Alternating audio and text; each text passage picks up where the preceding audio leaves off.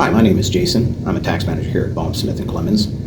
We have finally received some long-awaited tax legislation. The One Big Beautiful Bill Act was signed into law on July 4th of 2025. This is a sweeping tax and spending package, but I'll just be focusing on the tax law changes.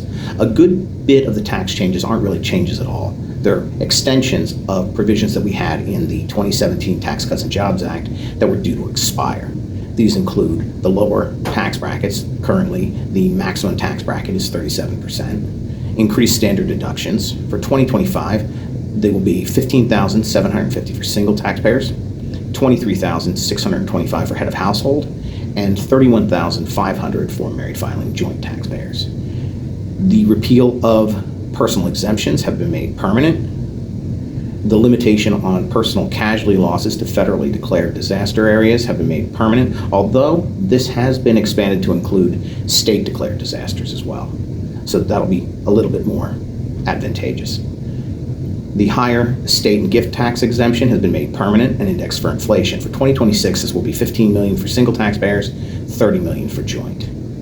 The mortgage deduction limitation has been made permanent. What this means is it limits the deductible portion of the mortgage interest to the interest paid on acquisition debt of $750,000. Additionally, the state and local tax deduction limit, which was previously $10,000, has been raised to $40,000 and indexed for inflation. This is scheduled to revert to $10,000 in 2030. There is a phase out for higher income taxpayers, but it will never be reduced below $10,000. The child tax credit has been increased to $2,200 and indexed for inflation.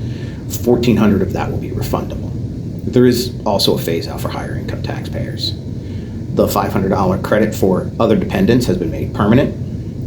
The alternative minimum tax exemption has been increased to $500,000 and indexed for inflation. Miscellaneous itemized deductions have been permanently repealed. However, unreimbursed educator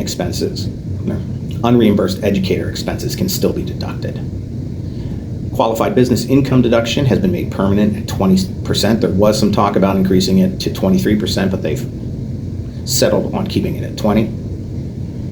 The child and dependent care credit increased to 50% from 35%.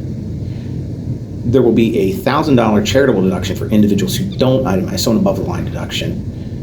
This will be $1,000 for individuals, $2,000 for married filing joint taxpayers. There are a few interesting provisions that go back to the campaign. The deduction for tip income, it has been maxed out at $25,000. However, you should be aware that tip income is still going to be taxable for FICA purposes. Similarly, the deduction for overtime income has been maxed out at $12,500. This is also still taxable for FICA.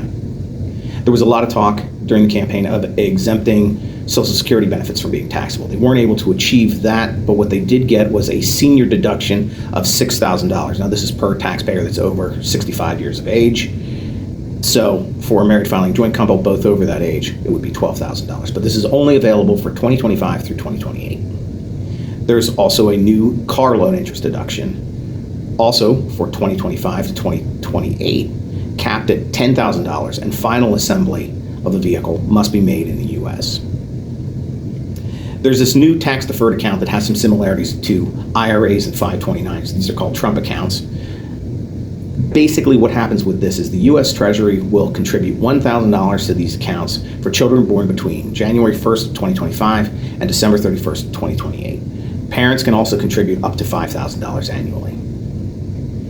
There's a few business provisions. 100% bonus depreciation for property acquired after January 19th, 2025 is back. 100% expensing for research and experimental expenses is back. Previously, we had to amortize. Currently, for foreign activity, you'll still have a 15-year amortization. You can't expense those. Businesses with gross receipts of $31 million or less may apply retroactively for this deduction to tax years beginning after December 31st, 2021. 179 expensing has been increased to $2.5 million, reduced as costs exceed $4 million. But there is a trade-off with a lot of these. One of the revenue-raising provisions is the elimination of a lot of clean energy credits. I'm only going to focus on a couple of the more popular ones that I see frequently. The clean vehicle credit and the previously owned clean vehicle credit are terminated after 9/30/25. So if you want to buy an electric vehicle that would qualify for this credit, you have to do it before then in order to get it. The energy efficient home improvement credit and residential clean energy credits will be terminated after December 31st of 2025 as well. So again, if you want to make these improvements, you'll have to do it before the end of the year.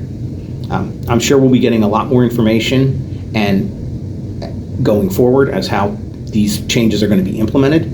If you have any questions, please reach out to us. Thanks for watching.